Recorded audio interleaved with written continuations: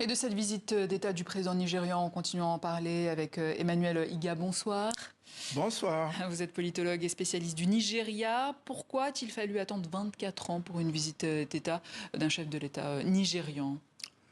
En réalité, je crois qu'il y a eu entre 2000, quand on a eu une visite d'État du président Obasanjo à l'époque, et aujourd'hui, je pense qu'on a eu 4 ou 5 présidents, plutôt 4. Il y a quand même eu des visites.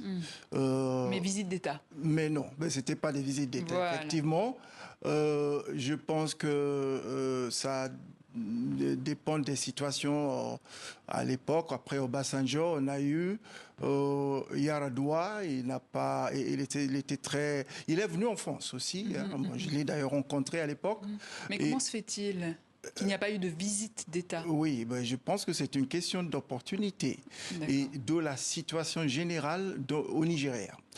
Entre cette première visite par Obasanjo en 2000 et aujourd'hui, on a traversé une période extrêmement difficile avec les guerres contre l'insécurité de Boko Haram.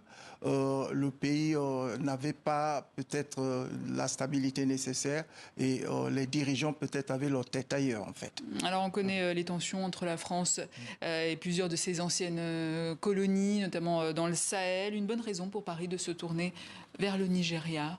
Oui, mais comme on dit, quand une porte se ferme, bon, là, je pense que c'est momentané, mais bon, temporairement, tout va se remettre dans l'ordre avec les pays du Sahel qui se sont un peu éloignés de la France en cette période. Mais comme on dit, quand une porte se ferme, d'autres portes doivent s'ouvrir. Et le Nigeria... Avec les pays anglo? Avec les pays anglophones.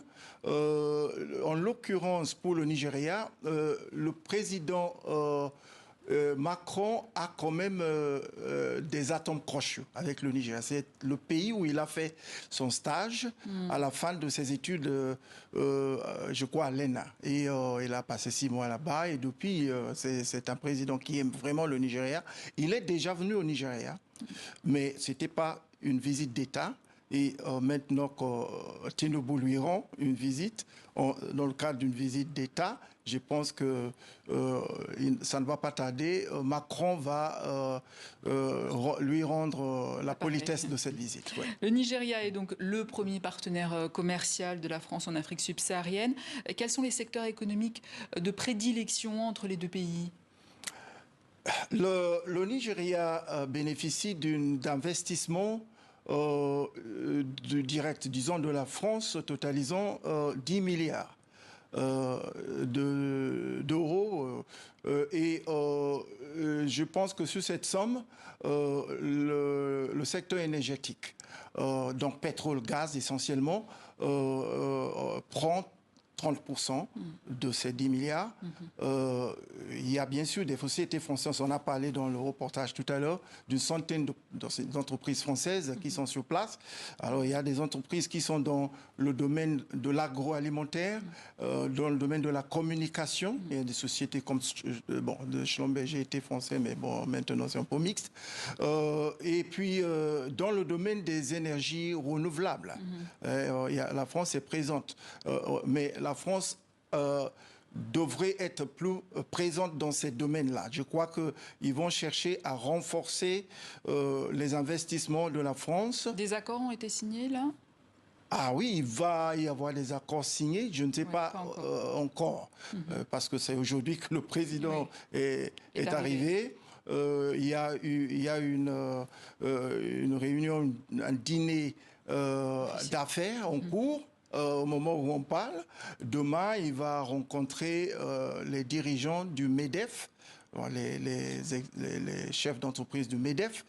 Vous parliez de Boko Haram tout à l'heure, dans le domaine sécuritaire, là aussi, nouveau positionnement de la France? Oui. Donc, par rapport au MEDEF, bon, donc, le MEDEF, c'est le mouvement des patronats, le patronat de France. Donc, là, je pense qu'il va y avoir beaucoup de contrats qui vont signer pour l'investissement en France. Sur le plan sécuritaire? Le Boko Haram est assez diminuer maintenant.